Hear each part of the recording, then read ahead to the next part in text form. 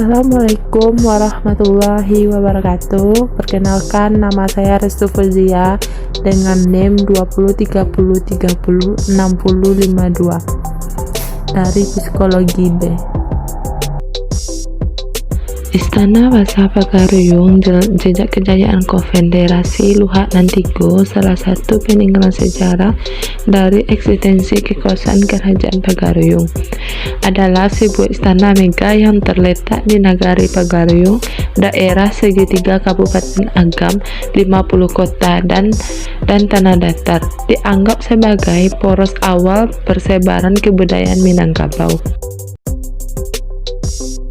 Rumah panggung besar ini bertingkat 3 dengan 72 tonggak yang menjadi penyangga utamanya.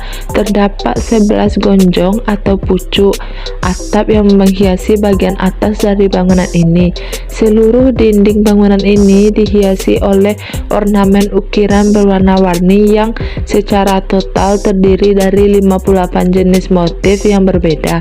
Sebagai sebuah istana kerajaan, masing-masing tingkat dalam bangunan ini memiliki fungsi yang berbeda-beda. Tingkat paling bawah merupakan tempat aktivitas utama pemerintahan berupa sebuah ruangan besar yang melebar dengan area khusus sebagai singgasana raja. Di bagian tengahnya, di sisi kiri dan kanan ruangan terdapat sebuah ruangan kamar. Di bagian belakang singgasana terdapat 7 buah kamar sebagai tempat bagi para putri raja yang telah menikah. Tingkat kedua dari bangunan merupakan ruang aktivitas bagi para putri raja yang belum menikah.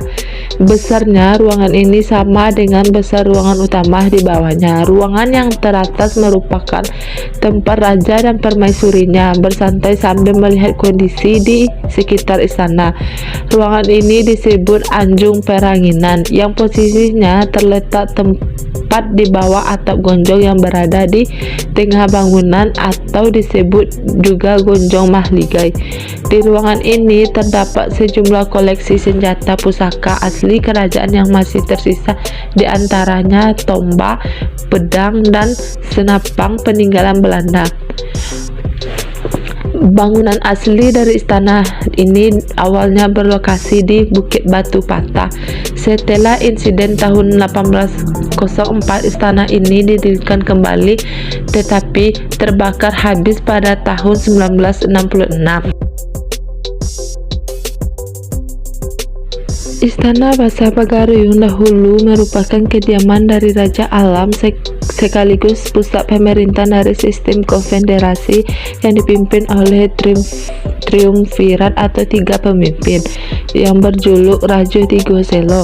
Sistem kepemimpinan ini menempatkan Raja Alam sebagai pemimpin kerajaan dengan dibantu 2 wakilnya, yaitu Raja Adat yang berkedudukan di Buwo serta Raja Ibadat yang berkedudukan di Sumpur Kudus.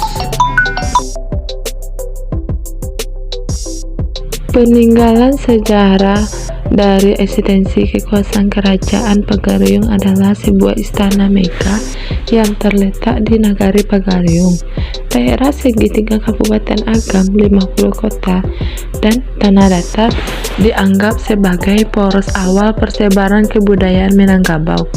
Tinjauan sejarah mempercayai ketiga daerah yang pada masa lampau berjuluk Luhak Nantigo ini merupakan pemukiman awal dari masyarakat Minangkabau atau disebut pula wilayah Dare atau daratan. Pada wilayah ini di masa lalu berdiri sebuah pemerintahan konfederasi yang disebut sebagai kerajaan. Itulah sejarah peninggalan Islam Istana Bahasa Pagaruyung. Sekian, terima kasih. Assalamualaikum warahmatullahi wabarakatuh.